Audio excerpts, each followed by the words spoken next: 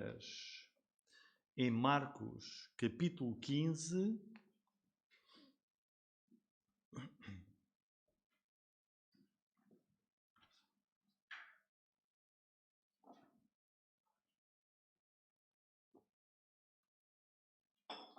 Muito bem. Marcos, capítulo 15, versículos 21 até 41.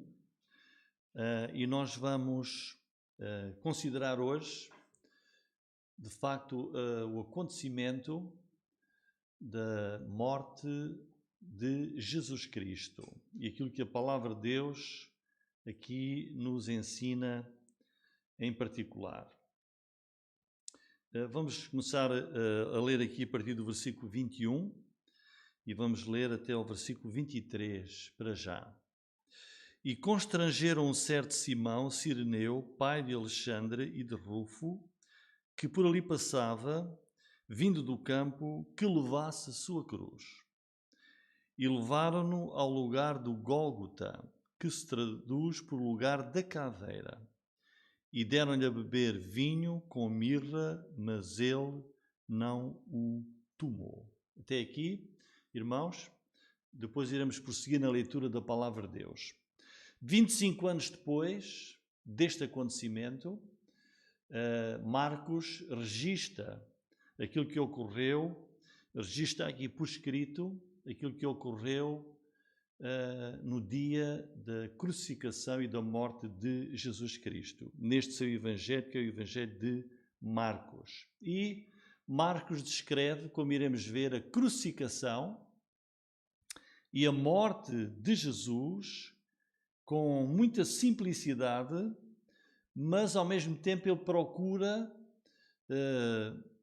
mostrar o cumprimento das profecias bíblicas, das Escrituras do Antigo Testamento, como elas estavam a cumprir com a morte e a crucificação de Jesus Cristo.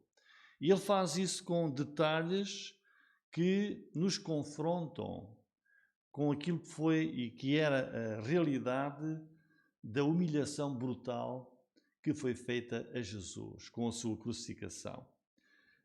E porquê é que ele faz isto? Marcos registra aqui, de uma maneira muito particular, passo a passo, ele vai mostrando o cumprimento das profecias, porque ele quer que nós compreendamos o significado e o propósito divino que estava a ter lugar com a crucificação de Jesus. E por isso a ênfase de Marcos recai sobre o significado da morte de Jesus. Recai sobre o propósito. Qual era o plano de Deus para aquele acontecimento? Porque isso é que é verdadeiramente importante. Se nós não tivermos isso em mente, qual era o propósito de Deus, qual era o significado bíblico da crucificação, então o que temos aqui era o relato de mais uma crucificação, e brutal crucificação, às mãos dos romanos, que eles efetuavam com regularidade. Mas nós não podemos olhar para isto como mais uma crucificação, mas para o plano de Deus. Por isso, temos aqui algumas perguntas importantes que cada um de nós, nas quais cada um de nós deve refletir. Sabes qual é o verdadeiro significado da crucificação de Jesus Cristo? Já aplicaste a cruz de Cristo à tua própria vida pessoal? Estás disposta hoje a olhar para o Senhor Jesus e entregares a tua vida ao Senhor Jesus, a caíres aos pés de Jesus em adoração, em gratidão por aquilo que Ele fez por ti há 2000 anos. Deus dá-te agora essa oportunidade à medida que nós vamos prosseguindo no estudo do Evangelho de Marcos. Será que vais aceitar e aproveitar esta oportunidade? Então vejam, começando lá no versículo 21, Antes disso, eu até queria ler o versículo 20, que diz: havendo escarnecido, despiram-lhe a púrpura e o vestiram com as suas próprias vestes e o levaram para fora a fim de o crucificarem. E constrangeram um certo Simão Cireneu, pai de Alexandre e de Rufo, que por ali passava, vindo do campo, que levasse a sua cruz. Então esta secção aqui vai-nos mostrar que depois da decisão do julgamento, houve um julgamento perante a autoridade romana, Pilatos, e há uma decisão de crucificar Jesus. Então vemos aqui que um grupo de soldados romanos vai cumprir a decisão desse julgamento. E eles conduzem Jesus para ser morto, para ser executado por crucificação. Era a pena capital que lhe foi decretada. E normalmente aquele que era condenado levava a viga horizontal da cruz sobre os seus ombros até ao lugar da execução. E neste caso, por causa da brutalidade dos maus tratos, Jesus já estava fisicamente debilitado e estava impossibilitado de levar essa viga da cruz. E por isso eles obrigaram aqui uma outra pessoa, um homem chamado Simão, de Cirene, portanto ele era africano, que passava por ali, vindo do campo, e obrigaram-no a que ele levasse essa parte horizontal da cruz de Jesus. E quando chegaram ao lugar da crucificação, eles vão oferecer a Jesus para que ele possa beber, diz ali o versículo 23, deram-lhe a beber vinho com mirra, mas ele não o tomou. E o objetivo era entorpecer um pouco as pessoas que eram condenadas, para não terem a total consciência da dor terrível da crucificação. Mas vemos lá que Jesus não aceitou isso. Versículo 23. Porquê? Porque Jesus estava a apresentar-se como um sacrifício perante o Pai. Ele queria fazer isso mesmo, de uma forma consciente, com toda a clareza, e não ter a sua mente anestesiada. Aqui temos também essa revelação de que alguém ajudou Jesus a carregar a sua cruz por causa da sua debilidade física. Nós, como cristãos, também somos exortados pelo Senhor Jesus a levarmos a nossa própria cruz, mas é a cruz de alguém que é um discípulo de Jesus, de alguém que não se coaduna com o mundo, mas que se entrega a viver uma vida nos caminhos do Evangelho e, por isso, toma a sua própria cruz e segue ao Senhor Jesus Cristo. Morre para o mundo e vive para Deus. Agora, a partir dos versículos 23 até o versículo 32, nós vamos ter a revelação daquilo que foi a dimensão, a profundidade e a realidade dos sofrimentos de Jesus. O que é que foi isso? E vemos lá, lendo, começando o versículo 23. Deram-lhe a beber vinho com mirra, mas ele não o tomou. E, havendo-o crucificado, repartiram as suas vestes, lançando sobre eles sortes para saber o que cada um levaria. E era a hora terceira, e o crucificaram. E por cima dele estava escrita a sua acusação: o Rei dos Judeus. E crucificaram com ele 2 salteadores, um à sua direita e outro à esquerda. E cumpriu-se a escritura que diz: com os malfeitores foi contado. E os que passavam blasfemavam dele, meneando as suas cabeças e dizendo: tu que derrubas o templo e em 3 dias o edificas, salva-te a ti mesmo. E desce da cruz. E da mesma maneira também os principais sacerdotes, com os escribas, diziam uns para os outros, zombando: salvou os outros, e não pode salvar-se a si mesmo. O Cristo, o Rei de Israel, deixa agora da cruz, para que o vejamos e acreditemos. Também os que com ele foram crucificados o injuriavam.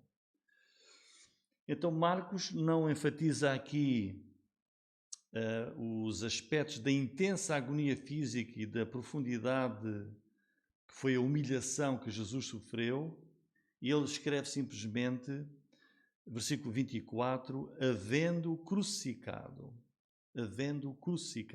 e confirma que Jesus foi crucificado.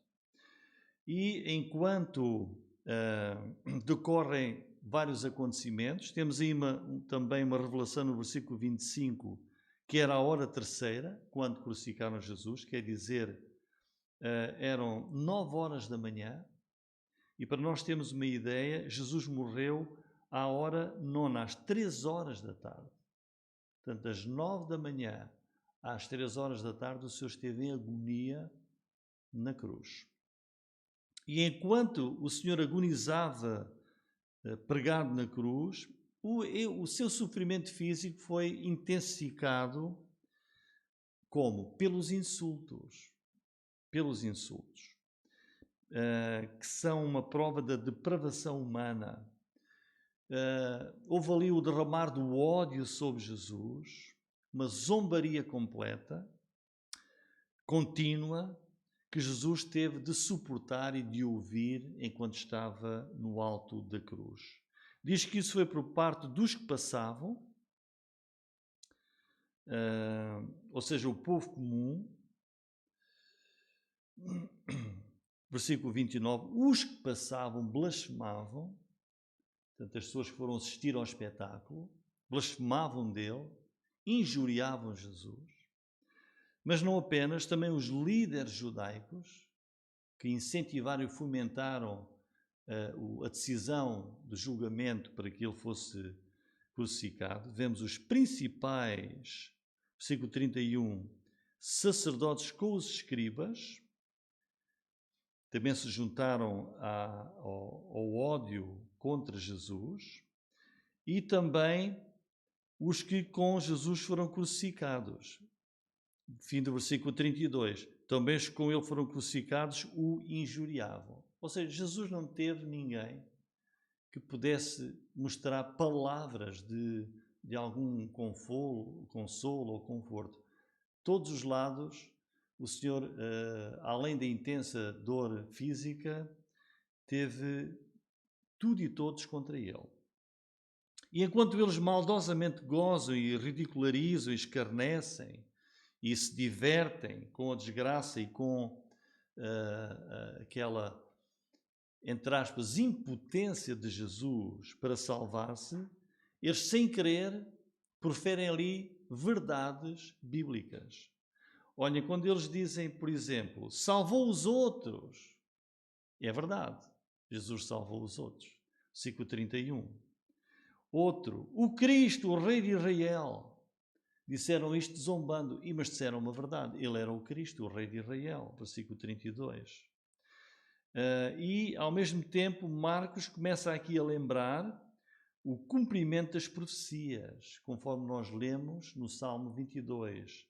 O versículo 24 fala sobre as suas roupas e cita o Salmo 22, versículo 18, e o versículo 28 fala dos malfeitores, entre os quais Jesus foi crucificado, e isso cita Isaías 53, 12. O versículo 29 fala de blasfémia, de zombaria, do menear de cabeças contra Jesus, e isso cita o Salmo 22, versículo 7. E tal foi a intensa agonia, que foi real, que foi física, a humilhação que Jesus sofreu. O seu sofrimento na cruz. Este foi o cálice, como ele disse, o cálice que o Senhor disse que iria beber. Foi realmente este sofrimento, até à sua morte. E porquê? Jesus suportou isto porquê? Para ser o nosso Salvador. Como nós iremos ver.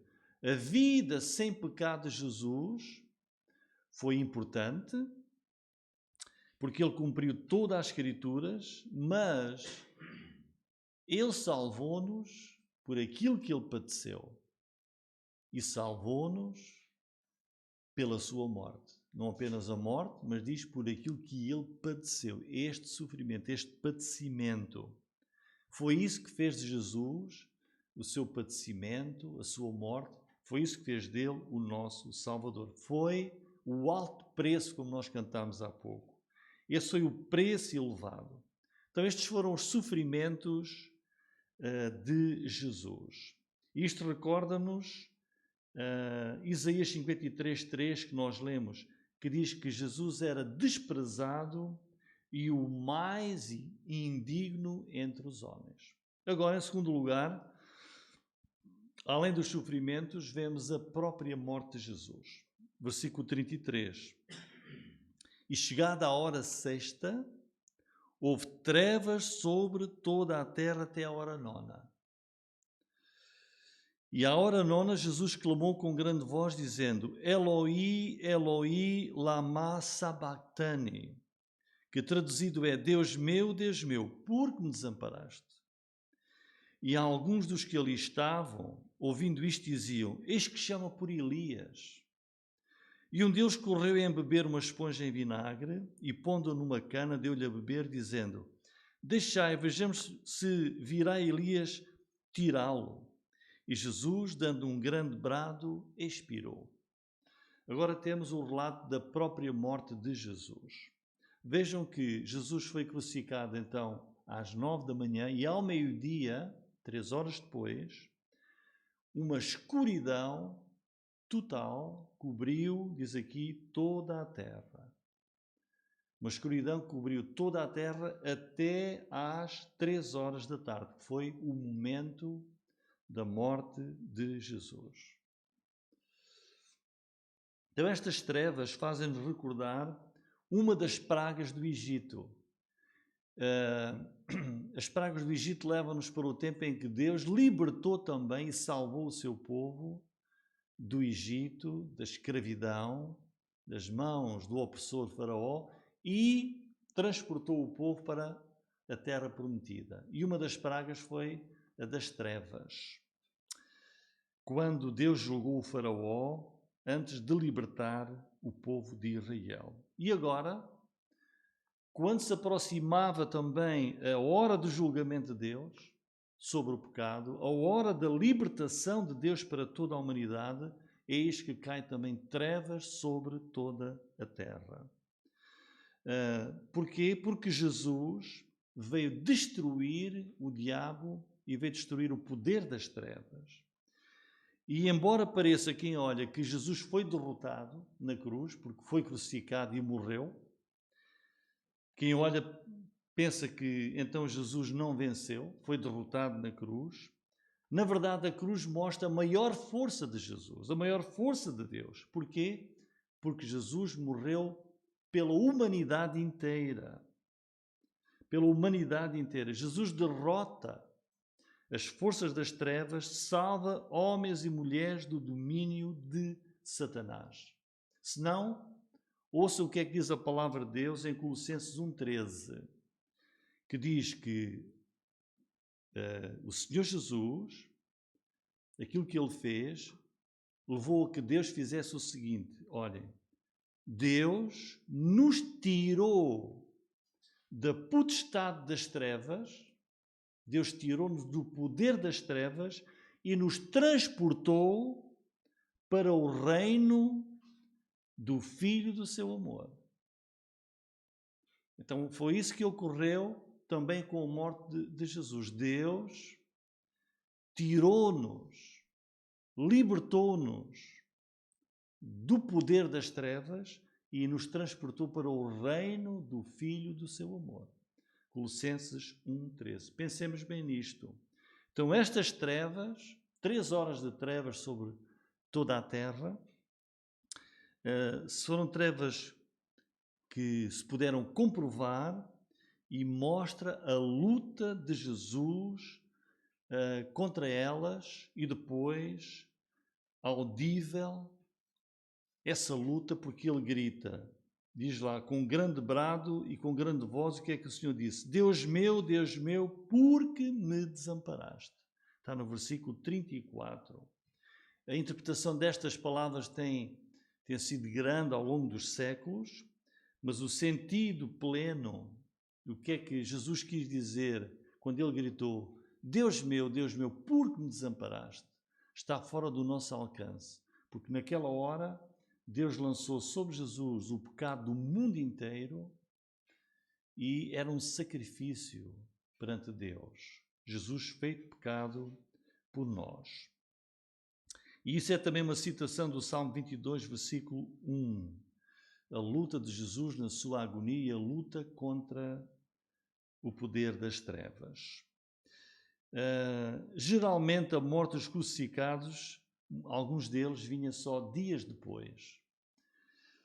Mas a morte de Jesus é uma morte única, por crucificação, porque estava ali a cumprir-se o plano de Deus. E às 3 horas da tarde Jesus morre. 6 horas de grande agonia de Jesus na cruz do Calvário. E por isso vemos no versículo 37 que no tempo em que Deus quis, no tempo em que Jesus quis, naquela hora, diz, dando um grande brado, Jesus expirou. A morte de Jesus não foi o desmaio de um homem que estava exausto, não foi derrota, mas sim a vitória de Jesus. Com a sua morte, Jesus quebrou e derrotou o poder das trevas, que está aí no versículo 33. E o seu grito vitorioso, que lemos em João 19:30, foi: está consumado. Portanto, a consciência plena daquilo que Jesus estava a fazer. Quando ele viu que o plano da redenção estava completo, o Senhor Jesus disse, está consumado. E entregou o seu Espírito ao Pai.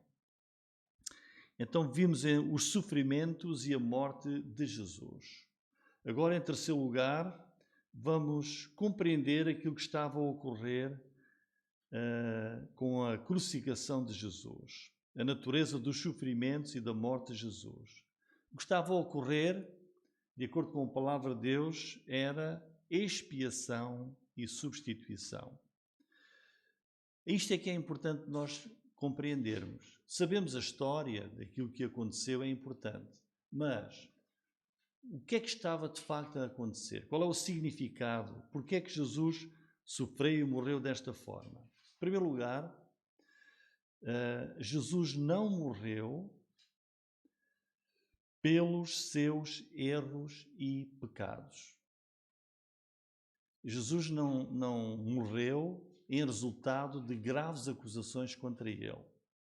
Mas a Bíblia diz que ele morreu pelos nossos pecados. Ou seja, foi um sacrifício expiatório, representativo e de substituição. 3 coisas ocorreram com a morte de Jesus: expiação, substituição e representação. Eu queria aqui trazer uma ilustração. Quando Deus criou o homem, Adão e Eva, nós lemos lá no início do livro de Gênesis que a comunhão entre Deus e o homem era total. É como nós, se pusermos as nossas mãos assim juntas, vemos que Deus passeava com Adão e Eva ao fim da tarde. A comunhão era total entre o Deus Santo e o homem que era ainda sem pecado. Mas quando o homem desobedece e peca,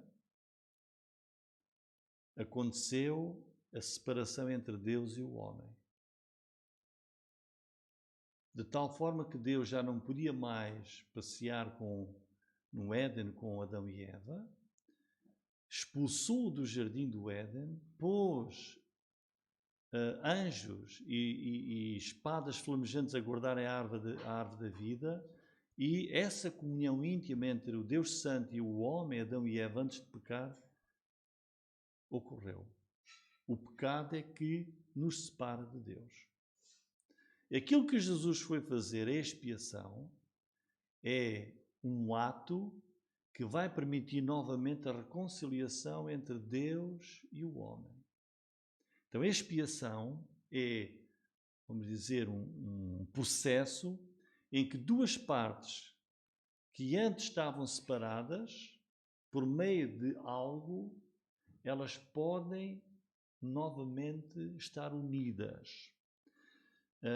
Podem juntar-se. Deus e o homem estão terminantemente separados, estão alienados por causa e devido ao pecado do homem. E não há forma nenhuma, nada que nós possamos fazer, não há nada que nós possamos fazer para podermos resolver esta separação causada pelo pecado. E de facto a palavra de Deus diz no Salmo 14, versículo 3: desviaram-se todos e juntamente se fizeram imundos. Não há quem faça o bem, não há sequer um. Aos olhos de Deus é assim. Também 1 Reis 8,46 diz: não há homem que não peque. Então o pecado separa-nos de Deus. E portanto Deus, no seu muito amor, tomou a iniciativa e preparou e arranjou o caminho para esta reconciliação. Como? Através da obra de Jesus. Para que o pecador pudesse voltar a ter esta comunhão íntima e correta com Deus. Então a expiação é o que? É o sacrifício na cruz por parte de Jesus que é que fez? Cobriu os nossos pecados, expiou o nosso pecado na cruz para nos reconciliar com Deus e assim nos salvar. Então a expiação é isso. O ato de Jesus, a sua morte na cruz, expiou, quer dizer, cobriu os nossos pecados para nos reconciliar com Deus. Ouça o que é que diz a palavra de Deus em Romanos 5,10. Nós, sendo inimigos, fomos reconciliados com Deus pela morte do seu Filho. Então o que estava a acontecer lá naquela cruz era expiação, um sacrifício para permitir a reconciliação dos inimigos pecadores com Deus. Romanos 5,10. E também 2 Coríntios 5,18. Expiação trouxe a pacificação de Deus Santo com o homem pecador. Portanto, a expiação procede de quem? De Deus. Quando qualquer pessoa pensa que pode dar bilhões de dinheiro, ou seja aquilo que for, para poder alcançar a vida eterna, é o maior erro que qualquer pessoa possa ter. Porque a expiação que Deus reconhece e aceita foi Deus que a preparou e é através da cruz de Jesus Cristo. Essa é que é a única obra que permite a salvação. A expiação vem do amor de Deus. Porque veja o que é que diz Romanos 5,8. Deus prova o seu amor para conosco em que Cristo morreu por nós, sendo nós ainda pecadores. Era o que estava a acontecer na cruz. Jesus avisou várias vezes, ele disse: é necessário que o Filho do Homem sofresse. Era necessário. Só assim é que podia haver expiação. Para haver o pecado ser coberto, ser expiado e haver reconciliação do Deus Santo com o homem pecador. Então, a morte de Jesus é isso, expiatória. E em segundo lugar, Jesus foi o nosso representante e o nosso substituto. O que é que diz a Escritura? Ele morreu por nós. Jesus morreu especificamente, não foi por ele, não foi pelos anjos, não foi pelo diabo, que não tem salvação. Diz, morreu por nós. Ele foi o nosso representante, identificou-se connosco, ele foi o nosso substituto. Eu que sou pecador, eu é que mereço o castigo de Deus, eu é que merecia aquela condenação. Mas o que é que Jesus fez? Jesus disse, eu vou morrer por ti. Eu vou morrer por ti. Eu vou ser o teu representante. Tu não podes morrer, eu não posso morrer nem fazer nada para me salvar, a não ser crer em Jesus. É por isso que diz, segundo aos Coríntios 5,14, se um morreu, que é Jesus, logo todos morreram. Ele é o nosso representante. Jesus morreu, todos morreram. E como nosso representante, ele é também o nosso, diz 1 João 2,1, advogado junto do Pai. Portanto, tudo isto prepara-nos para nós entendermos a crucificação de Jesus, o que isso era, e aceitarmos a morte de Jesus como resgate. Foi o preço que Deus determinou para a redenção, para a libertação, que Ele ofereceu por nós. Olha o que diz Isaías 53, 4 a 6.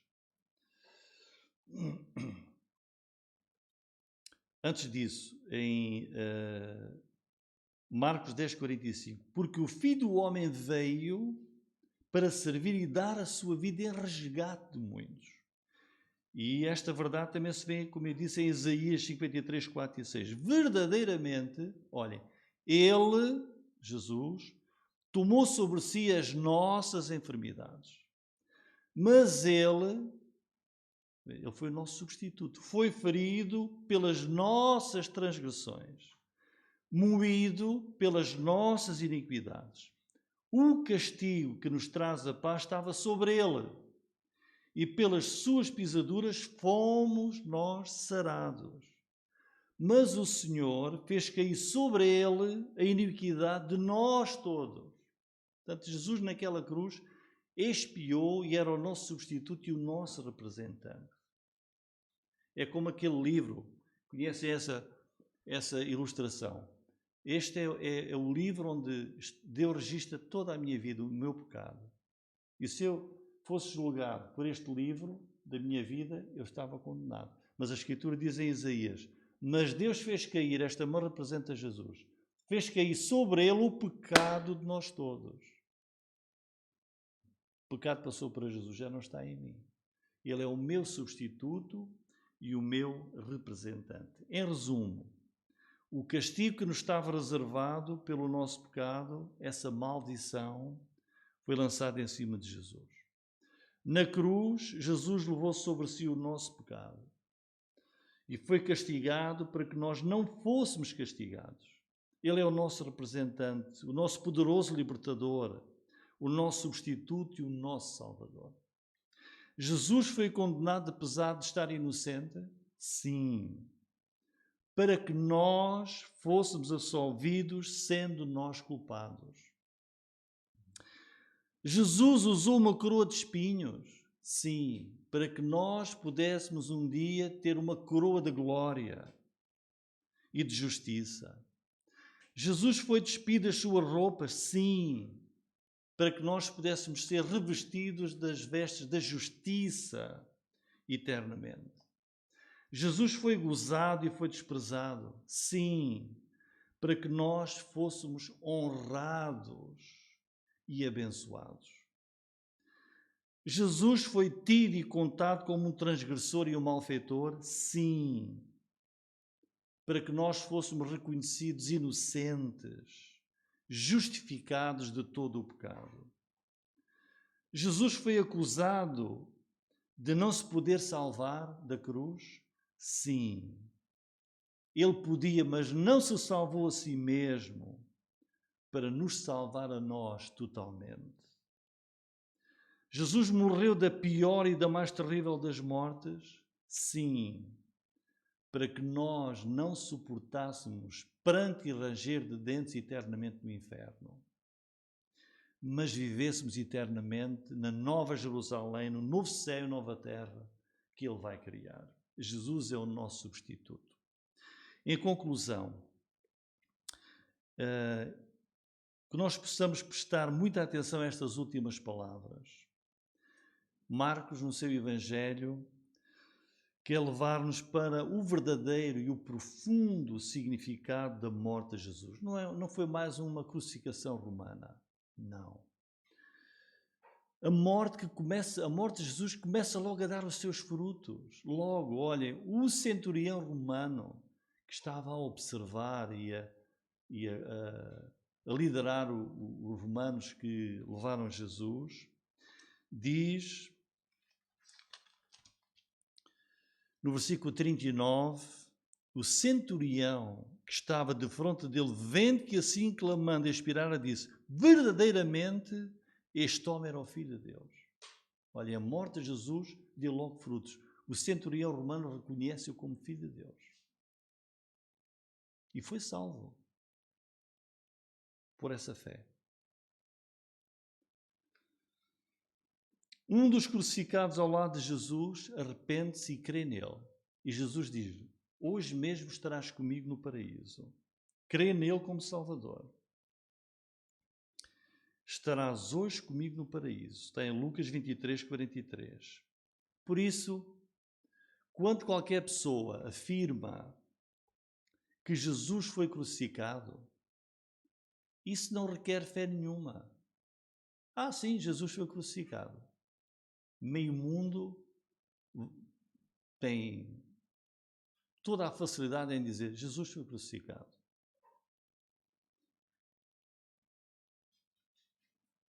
Essa é uma afirmação simplesmente histórica. Mas dizer e reconhecer: Jesus foi crucificado pelos meus pecados, é diferente, ou não é? Dizer, Jesus foi crucificado, mas dizer, não, ele foi crucificado pelos meus pecados. Essa é uma confissão de fé verdadeira no Filho de Deus, como meu Salvador, como aquele que expiou o meu pecado, como aquele que me representou naquela cruz, como aquele que deu a sua vida em resgate, como diz 1 Pedro 2,24. É nisto que eu creio, levando ele mesmo no seu corpo os nossos pecados sobre o madeiro, e pelas suas feridas fostes sarados. É só esta confissão, é só este arrependimento, esta fé, esta confiança, que permite que homens e mulheres que assim creem possam ter vida eterna, possam ser salvos e perdoados e alcançar a eternidade com Deus. E eu termino com esta pergunta: que crucificação crês que Jesus teve? O que é que acreditas que foi aquela crucificação? Já fizeste esta confissão daquilo que é a crucificação de Jesus? Será que o queres fazer hoje, agora mesmo, e assim alcançar a vida eterna pela fé em Jesus? Que nesta ocasião nós estamos a viver da morte e da ressurreição de Jesus seja a oportunidade de compreenderes o que isso significou e de poderes ter a vida eterna pela fé em Jesus. Amém.